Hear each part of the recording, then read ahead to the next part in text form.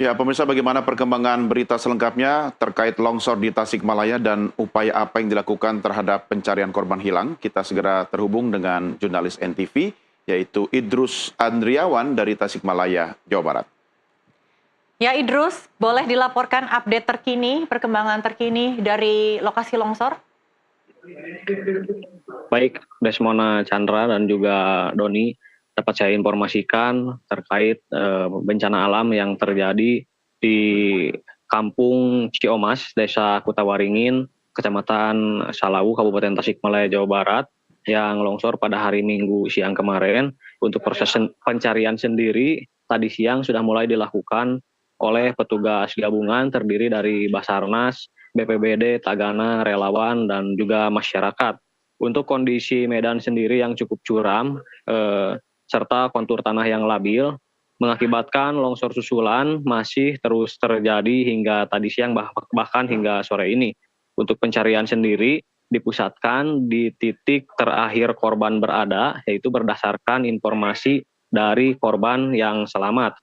Hingga saat ini belum juga ditemukan tanda-tanda keberadaan korban, posisinya di sebelah mana, dan pencarian sendiri dilakukan dengan memperluas jangkauan, yaitu sejauh 500 meter dari titik longsor, karena memang kondisi tebingnya yang cukup curam dan tinggi. Terkait cuaca, memang dari sejak tadi pagi, siang hingga sore ini tidak bisa diprediksi dan masih kadang-kadang terjadi hujan, kadang-kadang juga surut. Dan pencarian sendiri tadi sempat beberapa kali diberhentikan karena terjadi hujan ringan dan berpotensi menimbulkan terjadinya longsor susulan yang dapat membahayakan keselamatan petugas. Demikian. Baik, Idrus, apakah saat ini keluarga korban masih berada di sekitar lokasi longsor? Adakah yang mendampingi pihak keluarga?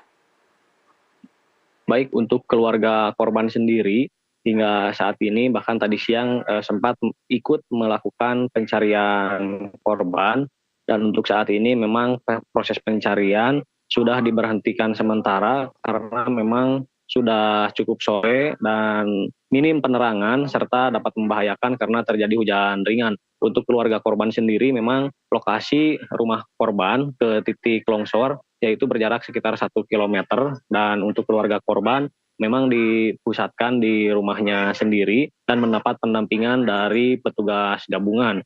Ya, dan warga masyarakat juga memang tadi siang banyak warga yang antusias untuk melakukan pencarian, tetapi petugas membatasi warga masyarakat untuk menuju ke lokasi longsor karena membahayakan dan mengancam keselamatan. Demikian, Desmona.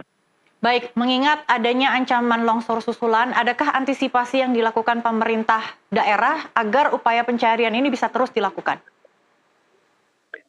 Baik, untuk antisipasi sendiri memang tadi pagi sudah dilakukan, yaitu dengan melakukan penjagaan di setiap titik yang menuju ke lokasi longsor. Bahkan terdapat beberapa ring, mulai dari pemukiman warga yang menuju ke lokasi perkebunan dijaga ketat oleh petugas, dan bagi warga masyarakat atau relawan yang akan melakukan pencarian, terlebih dahulu dilakukan pendataan oleh petugas untuk kebutuhan administrasi, dan untuk mengantisipasi terjadinya korban lain akibat bencana alam ini, petugas gabungan juga melakukan penjagaan ketat di sekitar titik lokasi longsor karena memang kontur tanah yang labil dapat menimbulkan terjadinya longsor susulan, sehingga petugas membatasi warga masyarakat atau relawan yang mau masuk ke titik longsor dan untuk melaporkan terlebih dahulu apabila ada yang mau menuju ke lokasi. Demikian, Desmona. Baik, terima kasih. Hatur nuhun, Idrus Andriawan melaporkan langsung dari Tasikmalaya, Jawa Barat.